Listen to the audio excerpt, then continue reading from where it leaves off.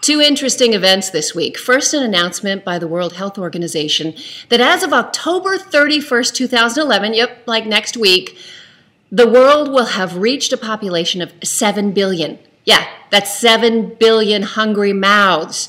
You know, it only took us 12 years to get from 6 billion to 7 billion. Wonder how long it'll take us to get to 8. Another interesting study came out that said in economic tough times, when men are feeling that their survival is at stake, they tend to be more randy, horny if you're from America, and want to spread their seed more. Now, in ancient times, this reflex worked. If you were in a terrible drought and you were about to go under, you'd want to come upon the odd encampment of women and deposit your seed.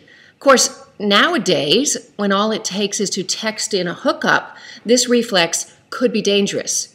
7 billion hungry mouths. You get that? So if you're trying to make a decision between how to make your line of genes survive, spreading the seed, I don't think, is the best way to do it. This is a reflex a lot like our craving for salt, sugar, and fat. Back in our hunter-gatherer days, these were trace nutrients, and when we found them, we had to grab them when we could. Today, of course, they're on every block under a set of golden arches, and they're a big danger to our health. So this is the same kind of thing. It doesn't apply to today's culture, this wanting to spread the seed thing.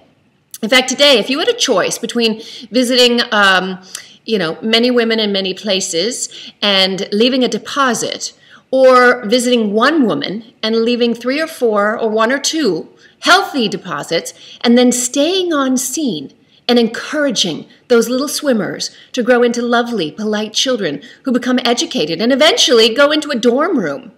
Which do you think will have your genes going on and on and on? Well, my guess would be paternal investment, something that has a wide range of variation in our human species, but something I think is precious and necessary for today's culture. 7 billion people.